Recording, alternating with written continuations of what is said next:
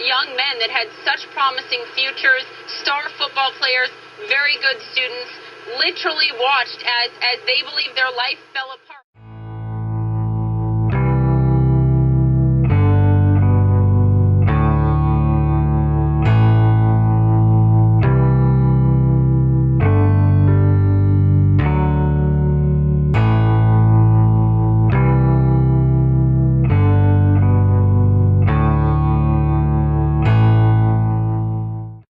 Seemed like there was a lot of effort of putting on, like, oh, what will happen to these male young adolescents and the future of their lives in these sports careers. What I also think is wrong is for the state's attorney to come out and make a comment that this video is disgusting and yet say that it's only disgusting for the victim. There are two men here who are facing a trial.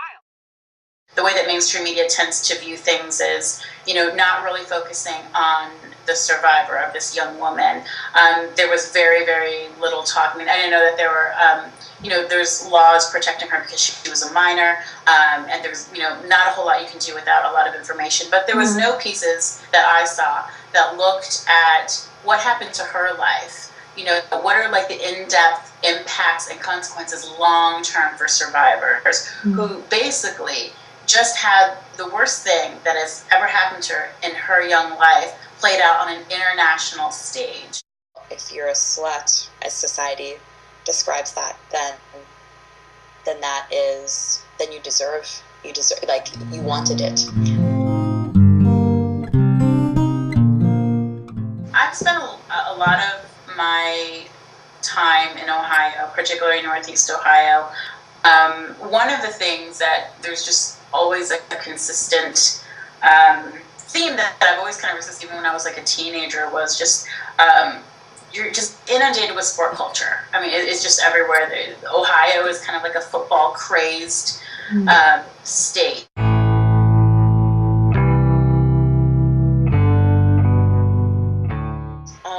The American dream is really about having a house and a picket fence and 2-point-something kids and 2 cars and like, I don't even know how many TVs. I don't have a TV, but like, and it's about buying things. Like, you do your American duty by contributing to capitalism and keep buying and keep shopping.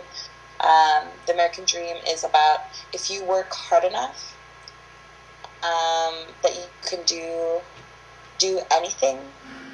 Like so many people these days, we live in the suburbs, and Dave needs the car every day for business. When he was gone, I was practically a prisoner in my own home. I couldn't get out to see my friends, couldn't take part in PTA activities. I couldn't even shop when I wanted to. I had to wait till Thursday night after Dave brought the car home. But that's all changed now. 3 weeks ago, we bought another Ford, the new low-price custom line Victoria. Isn't it stunning? Rape culture fits into that dynamic of it's okay to take what you want. So you feel like you can take sex, then maybe you can.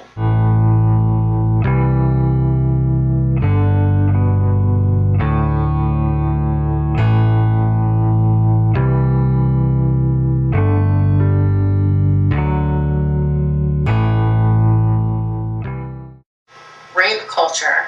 Oh gosh. There's no one specific way of like what rape culture looks like, but I just know that it's everywhere. From little kids' t-shirts of, generally speaking, you don't see like flirt.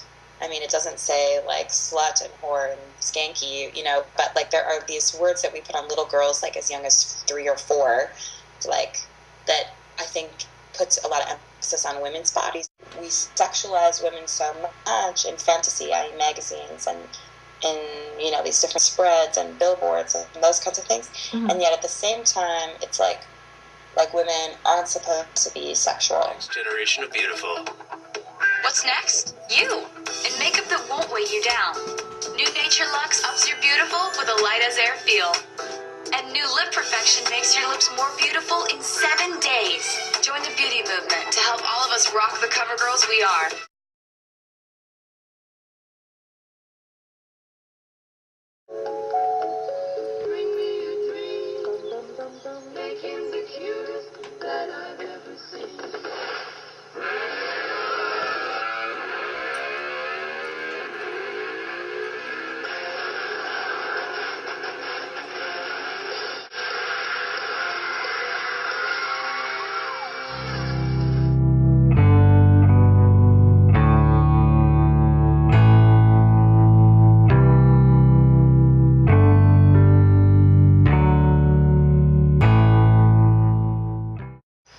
culture, in magazine ads and media, or just in the questions that are asked, like from a judicial perspective, when rape is on trial, it's a lot of questioning of what did generally the woman victim, which is even compared to survivor, there's a lot of problematic aspects with language.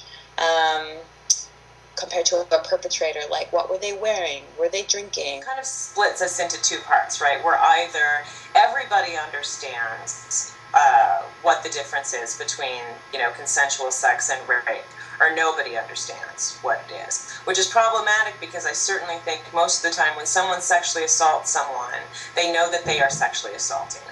In terms of what happens now, the most severe thing with these young men is being labeled as registered sex offenders. That label is now placed on them by Ohio law. And by the way, the laws in most other states now require such a designation in the face of such a serious crime.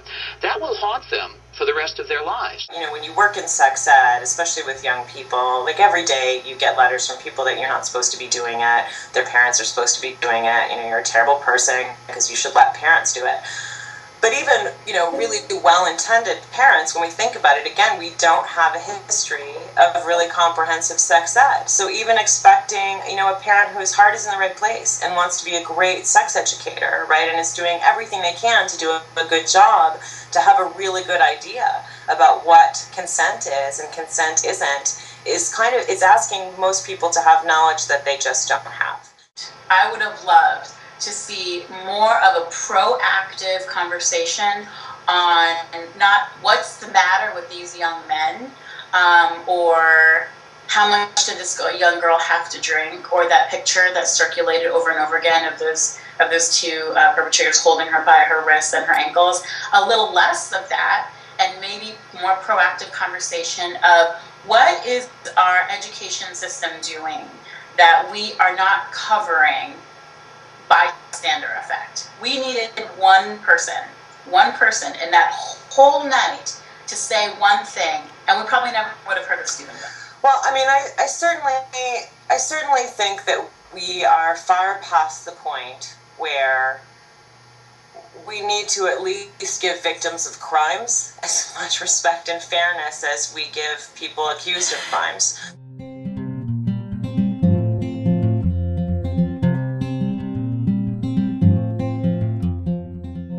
I'm editing an anthology right now, Dear Sister, Letters from Survivors of Sexual Assault. What I liked a lot about this project, it had already been started before I got involved, was the ability to hold space for defining rape beyond a legal definition. For me, I think the American dream is being able to pursue collective freedom, meaning that for me, that I'm able to express and be who I am in all these various communities without any threat or harm coming to me or my families.